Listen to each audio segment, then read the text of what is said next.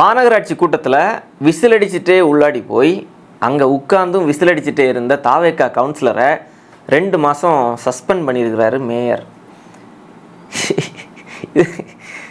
இதெல்லாம் பார்த்தா சிரிக்கிறதா அழுகிறதான்னு தெரியலை. சரி, என்ன சம்பவம் நடந்துச்சு அப்படிங்கிறத முதல்ல முழுசாக பார்க்கலாம். திருநெல்வேலி மாநகராட்சியில் 55 மாமன்ற உறுப்பினர்கள் இருக்கிறாங்க. அதில் திமுகவுக்கு மட்டும் 46 உறுப்பினர்கள் இருக்கிறாங்க. அதில் 19வது வார்டு கவுன்சிலர் அல்லா பிச்சைங்கிறவர். இவர் என்ன பண்ணியிருக்கிறாருன்னா, சமீபத்தில் திமுகவில் இருந்து வெளியேறி தாவேக்காவில் சேர்ந்துருக்கிறார். ஏன் சேர்ந்தார்? அது நம்ம அதை பற்றி பேச வேண்டியதில்லை, எல்லாருக்குமே தெரியும். தாவேக்காவில் மற்ற கட்சியை சார்ந்தவர்கள் என்ன நோக்கத்துக்காக போகிறாங்க அப்படின்னு. அப்படி ஒரு நல்ல நோக்கத்துக்காக இவர் திமுகவில் இருந்து தாவேக்காவில் போய் சேர்றாரு. சேர்ந்தவர் என்ன பண்ணோம்? சரி, தாவேக்கா கட்சியில் சேர்ந்தீங்கன்னா கட்சி வேலையை பாருங்கள், நீங்கள் ஒரு கவுன்சிலராக இருக்கிறீங்க, உங்களுடைய வார்டு மக்கள் உங்களை என்ன காரணத்திற்காக தேர்ந்தெடுத்தாங்களோ அவங்களுக்கான வேலைகளை செய்யணும், அப்படி தானே? இவர் என்ன செஞ்சுருக்கார் அப்படின்னா, நேற்றைக்கு ஆகஸ்ட் 10ஆம் தேதி மாநகராட்சி மன்ற கூட்டம் நடக்குது. மேயர் ராமகிருஷ்ணன் தலைமையில் இந்த கூட்டம் நடக்குது. அதில் 30க்கும் மேற்பட்ட கவுன்சிலர்கள் கலந்துக்கிறாங்க. அந்த கூட்டத்தில் மக்களுடைய பிரச்சனைகள் எல்லாமே அங்கே பேசப்படுது. அந்த ஒவ்வொரு வார்டுகளில் இருக்கக்கூடிய மக்கள் பிரச்சனைகள், மக்கள் கோரிக்கைகள், திட்டங்கள் குறித்து பேசுகிறாங்க. நிர்வாகம் சார்ந்த விஷயங்கள் எல்லாமே அங்கே பேசிகிட்டு இருக்கிறாங்க. அப்போ திடீர்னு நம்ம ஹீரோ என்ட்ரி கொடுக்குறாரு. யார்? நம்ம தாவேக்கா கவுன்சிலர் அல்லா பிச்சை. இவர் எப்படி போகிறாருன்னா, அப்படி கட்சி துண்டெல்லாம் போட்டு கையில் விசில் வச்சுட்டே போகிறாரு. சரி, விசிலை வச்சுட்டு உள்ளே போகிறதுல ஒன்றும் பிரச்சனை இல்லை. சரி, நீங்கள் போங்க, ஏதோ ஒன்று செஞ்சு தொலைங்க, நீங்கள் அதாவது செஞ்சுட்டு தானே இருக்கீங்க, செய்யுங்கன்னு விடலாம். அதுலேயும் விசில் எதுக்குன்னுங்கிற கேள்வி இருக்குது. சரி, அதை விடுங்க, அதுக்குள்ளாட்டி நம்ம போகண்டாம். இப்போது விசிலை கையில் வச்சுட்டு சும்மா போயிருந்தால் கூட பிரச்சனை இல்லை. விசிலை ஊதிட்டே போகிறாரு, விசில் அடிச்சுட்டே உள்ளாடி போகிறாருங்க ஒரு கவுன்சிலர். நீங்கள் நினச்சி பாருங்கங்க, ஒரு கவுன்சிலர் விசில் அடிச்சுட்டே உள்ளாடி போனால், இந்த சின்ன பிள்ளைங்க திருவிழாவில் திருவிழா கடைகளில் அம்மா அப்பாட்ட கேட்பாங்க, விசில் வாங்கிதாங்கன்னு கேட்பாங்க. விசிலை வாங்கி கொடுத்ததும் அந்த பிள்ளைங்க விசில் அடிச்சுட்டே இருப்பாங்க. இல்லைன்னா கண்டக்டர் இருக்கார் இல்லையா, நடத்துனர் பேருந்தில், அவர் விசில் அடிப்பார். இப்படி விசில் அடிக்கிறதெல்லாம் நம்ம பார்த்துருப்போம். இங்கே கவுன்சிலரு, தாவேக்கா கவுன்சிலரு விசில் அடிச்சுட்டே மண்ட கூட்டத்துக்குள்ளாடி போகிறாரு. அப்போ திமுக உறுப்பினர்களெல்லாம் என்ன பண்ணுறாங்கன்னா, அவர்கிட்ட ஏங்க விசிலெல்லாம் அடிக்காதீங்க, இது கட்சி கூட்டம் கிடையாது, உங்கள் கட்சி நிகழ்ச்சி கிடையாது, உங்கள் ரசிகர் மன்ற கூட்டமும் கிடையாது, இது தேட்டரும் கிடையாது, இது மாநகராட்சி மன்ற உறுப்பினர்கள் கூடக்கூடிய கூட்டம், மக்கள் பிரச்சனைகள் பேச வேண்டிய இடம், இங்கே விசிலெல்லாம் அடிக்கக்கூடாது, பேசாமல் உங்கள் இடத்துல போய் இருங்கன்னு சொன்னால், அதெல்லாம் இல்லை, நான் விசில் அடிக்க தான் செய்வேன்னு விசில் அடிச்சுட்டே உள்ளாடி போனவர் அவருடைய சீட்டில் போய் உட்கார்றாரு. உட்கார்ந்ததுக்கு அப்புறமாவது அமைதியாக இருக்கணுமா இல்லையா? உட்கார்ந்ததுக்கு அப்புறமும் விசில் அடிச்சுட்டே இருக்கிறாரு. அப்போ இந்த திமுக உறுப்பினர்கள் என்ன செய்கிறாங்க, இவர்கிட்ட போய் இந்த ஆள் கையில் இருந்த விசிலை வாங்கினா தான் இவர் திருந்துவார், இல்லைன்னா இந்த கூட்டத்தை நடத்த விட மாட்டார் அப்படின்னு அந்த விசிலை வாங்க போகிறாங்க. விசிலெல்லாம் தர முடியாது, நான் விசில் அடிச்சுட்டே தான் இருப்பேன்னு மறுபடியும் விசில் அடிச்சுட்டே இருக்கிறாரு. ஒரு கட்டத்தில் இந்த திமுக உறுப்பினர்கள், அவங்க தெரியும் இல்லை, திமுகவுக்கு ஒரு பழக்கம் இருக்குது இல்லையா, இந்த கல் எடுத்து வீசுறது, இந்த பாட்டில் எடுத்து வீசுறது, இந்த பழக்கம் எல்லாம் அவங்களுக்கு உண்டு இல்லையா. அப்படி இவங்க என்ன பண்ணுறாங்க, பாட்டிலெலாம் எடுத்து வீசுகிறாங்க. நீங்கள் என்ன பண்ணாலும் நான் விசில் அடிக்கிறத நிறுத்த மாட்டேன்னு விசில் அடிச்சுட்டே இருக்கிறார் அவர். ஒரு கட்டத்தில் அல்லா பிச்சைக்கும் இந்த திமுக உறுப்பினர்களுக்கும் கடுமையான வாக்குவாதம்லாம் ஏற்படுது.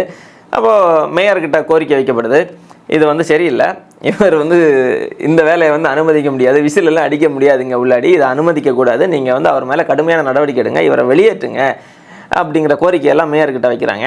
ஒரு கட்டத்தில் மேயரும் எச்சரித்து பார்க்குறாரு, நீங்கள் யார் சொன்னாலும் நான் விசில் அடிச்சுட்டு தான் இருப்பேன், இது எங்கள் கட்சியோடைய சின்னம்ங்க, விசில் தெரியுமா, விசில் தான் எங்கள் கட்சியோடைய சின்னம், நான் விசில் அடிச்சுட்டு தான் இருப்பேன், நீங்கள் என்ன வேணாலும் பண்ணுங்க அப்படின்னு அந்த அல்லா பிச்சை சொல்ல, அப்படியா இதுக்கு மேலே இந்த ஆளை இங்கே விட்டால் சரி வராது, நமக்கும் பைத்தியம் பிடிச்சிரும்னு அவர் என்ன பண்ணுறாரு, மேயர் இவர் மேலே நடவடிக்கை எடுக்கிறார். 2 மாதம் செப்டம்பர் அக்டோபர் மாதங்கள் நடக்கக்கூடிய இந்த மன்ற கூட்டங்களில் நீங்கள் கலந்துக்க முடியாது, உங்கள் மேலே நான் நடவடிக்கை எடுக்கன்னு சொல்லி சஸ்பெண்ட் பண்ணி உத்தரவிடுறார். தமிழ்நாட்டினுடைய அரசியல் நிகழ்வுகள் எந்த அளவுக்கு கேலி கூத்தா மாதிரி இருக்குது பார்த்தீங்களா? ஒரு மாநகராட்சியில் மன்ற கூட்டம் நடக்குது, அந்த கூட்டத்தில் விசில் அடித்ததுக்காக ஒரு கவுன்சிலர் சஸ்பெண்ட் செய்யப்பட்டிருக்கிறாருங்க. இதுக்கு முன்னாடியும் நம்ம வந்து நிறைய சஸ்பென்ஷனை நம்ம பார்த்துருப்போம். இது மாதிரி மன்ற உறுப்பினர்கள் மேலே நடவடிக்கை எடுக்கப்படுறது, மாறி மாறி ஏதாவது பிரச்சனை பண்ணுவாங்க, உள்ளிருப்பு போராட்டம் பண்ணுவாங்க, மேயருக்கு எதிராகவோ அந்த நிர்வாகத்துக்கு எதிராகவோ போராட்டம் பண்ணுவாங்க, இல்லை கவுன்சிலர்கள் மாறி மாறி மோதி கொள்வாங்க. இப்படி நடவடிக்கை எடுக்கப்பட்டதை நம்ம பார்த்துருக்குறோம். ஆனால் விசில் அடித்ததுனால ஒரு கவுன்சிலரை வந்து சஸ்பெண்ட் பண்ணியிருக்கிறாங்கன்னா உண்மையிலேயே தமிழ்நாடு அரசியல் களத்தில் பெரிய மாற்றம் வந்திருக்குங்க. தாவேகா சொன்ன அந்த மாற்றம் அப்படிங்கிறது வந்து வந்திருக்கு. இந்த அல்லா பிச்சை கிட்ட நம்ம என்ன கேட்குறோம் அப்படின்னா, நீங்கள் திமுகவில் இருக்கிறப்பவே இப்படி தானா, இல்லை தாவேகாவில் சேர்ந்ததுக்கு அப்புறம் தான் இப்படியா நீங்களா? திமுகவில் இருந்தப்போ இவர் என்ன மாதிரி செயல்பட்டாருன்னு நமக்கு தெரியலை. ஆனால் தாவேகாவில் சேர்ந்ததுமே இவர் எப்படி செயல்படுறாரு அப்படிங்கிறது வந்து ஒட்டுமொத்த தமிழ்நாட்டுக்கே தெரிஞ்சிருக்கு. பார்த்தீங்களா? அதுதான் தாவேகாவுடைய மாற்று அரசியல். இதுதான் நீங்கள் கொண்டு வந்த மாற்று அரசியல். அப்படி தானே கேவலப்படுத்திட்டு இருக்கிறீங்க. ஏற்கனவே தாவேகாவில் இருக்கிற பெரும்பாலான ஆட்கள் இந்த மாதிரி வேலையை தான் செஞ்சாங்க. உங்களுக்கு தெரியும், நம்ம வந்து தாவேகா இந்த தேர்தலுக்கு முன்பு வெற்றி பெறதுக்கு முன்னாடி இந்த தேர்தல் பரப்புரைகள் எல்லாம் விஜய் அவர்களை பார்க்க போன இந்த தாவேகா நிர்வாகிகள் தொண்டர்கள் எல்லாம் மரத்துக்கு மேலே ஏறினது, போலீஸ்காரங்களுடைய கையை கடிச்சு வச்சது, என்னெல்லாமோ செஞ்சு பார்த்தாங்க. சரி, ஆட்சிக்கு வந்துட்டாங்க. ஆட்சிக்கு வந்ததுக்கப்புறமாவது இவங்க வந்து கொஞ்சம் திருந்துவாங்க, கொஞ்சம் பக்குவப்படுவாங்க அப்படின்னு பார்த்தா பக்குவப்படுவதற்கான எந்த ஒரு அறிகுறியுமே இல்லாமல் தான் இவர்களுடைய செயல்பாடுகள் எல்லாமே இருந்துகிட்ருக்கு. இப்போ அந்த கட்சியில் ஏற்கனவே இருக்கக்கூடிய நபர்களையே அரசியல் படுத்தி அவங்கள வந்து சரி செய்யக்கூடிய வேலை எதையுமே கட்சி தலைமை எடுத்ததா எதுவுமே தெரியலை. இதில் என்ன கொடுமை அப்படின்னா, ஏற்கனவே ஒரு கூட்டம் அப்படி இருந்துகிட்ருக்கு. இப்போ புதுசாக அங்கே போகிற ஆட்களும் அதே மாதிரி செயல்படுறாங்க அப்படின்னா, அப்போது எப்படிப்பட்ட ஒரு அரசியலை தமிழக வெற்றி கழகம் தமிழகத்தில் கட்டமைத்து கொண்டிருக்கிறது அப்படிங்கிறத பார்க்குறப்போ ஒரு ஒரு கேலி குத்தா தமிழ்நாடு மாறிட்டுருக்கு. தமிழ்நாடு அதிக அளவிலே கல்வி அறிவில் தலை சிறந்து விளங்கக்கூடிய ஒரு மாநிலம்னு நம்ம பேசிகிட்டு இருக்கிறோம். தமிழ்நாடு இந்தியாவுக்கு இல்லை, உலகத்துக்கே கலை, இலக்கியம், அறிவியல், கல்வி, மருத்துவம், வேளாண்மை, நாகரிகம், பண்பாடு எல்லாவற்றையும் சொல்லி கொடுத்த மண் நம்முடைய மண்ணுன்னு நம்ம பெருமை பேசிகிட்டு இருந்தால், நம்ம மண்ணில் இருக்கக்கூடிய ஒரு அரசியல்வாதி விசில் அடித்து சஸ்பெண்ட் ஆகியிருக்கிறார். இவர் என்ன பேசியிருக்கணும்?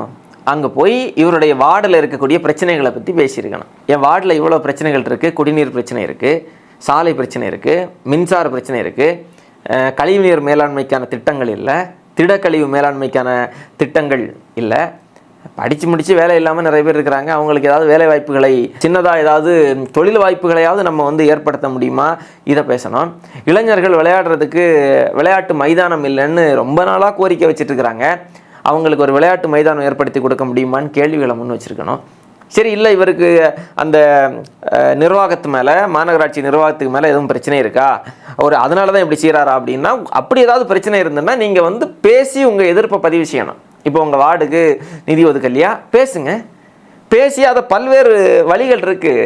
பத்திரிகையாளர்கிட்ட பேசுங்க, மக்கள் மன்றத்தில் வந்து நின்று அவங்க மேலே உள்ள குற்றச்சாட்டுகளை வைங்க, இதெல்லாம் நீங்கள் செய்யலாம். அதை விட்டுட்டு விசில் அடித்து என்ன சொல்ல போகிறீங்க? நீங்கள் விசில் அடித்ததன் மூலமாக நீங்கள் என்ன சொல்ல வந்தீங்க தமிழ்நாட்டு மக்களுக்கு? நீங்கள் ஒரு அரசியல் பிரதிநிதி, சரியா? நீங்கள் ஒரு வார்டு கவுன்சிலர். உங்களுடைய செயல்பாடுகள் வந்து இது மாதிரியான கேலிக்கூத்தாகக்கூடிய செயல்பாடுகள் எல்லாமே பெரிய அளவில் ஊடகங்களில் செய்தியாகும். அதன் மூலமாக இது மற்ற மாநிலங்களுக்கு இல்லை மற்ற நாடுகளை சார்ந்தவங்க எல்லாம் இந்த செய்தியை பார்த்தா ஒட்டுமொத்த தமிழ்நாட்டுக்குமே தலைகுனிவு ஏற்படும். அப்போ இதெல்லாம் தெரிந்தும் விசில் அடிச்சுட்டு நீங்கள் போகிறீங்க அப்படின்னா அப்போ எந்த அளவிற்கு இங்கே வந்து அரசியல் வந்து இந்த தாவேகா ஆட்சிக்கு வந்ததற்கு பிறகு கேடு கெட்டு போயிருக்கு அப்படிங்கிறத பார்க்க முடியுது.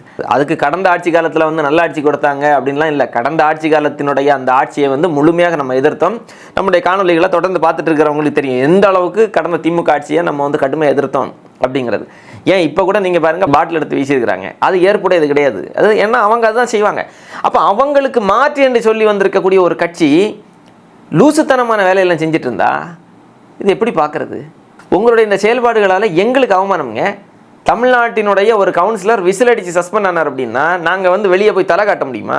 நமக்கு ஒரே ஒரு கேள்வி தாங்க இருக்குது. இவங்கள்ட்ட ரொம்ப எல்லாம் கேள்வி கேட்டு ஒன்றும் ஆக போகிறது இல்லை. அவங்களுக்கு புரியாது, கேள்வியே புரியாது. இருந்தாலும் ஒரு கேள்வி நம்ம கேட்க வேண்டியிருக்கு, தாவேகா தலைமையை நோக்கி கேட்க வேண்டியிருக்கு. உங்கள் கட்சியினுடைய ஒரு கவுன்சிலர் அவர் வந்து மாநகராட்சி மன்ற கூட்டத்தினுடைய விதிகளை எல்லாம் மீறிய காரணத்திற்காக மாநகராட்சி நிர்வாகம் அவர் மேலே கடுமையான நடவடிக்கை எடுத்திருக்கு இல்லையா?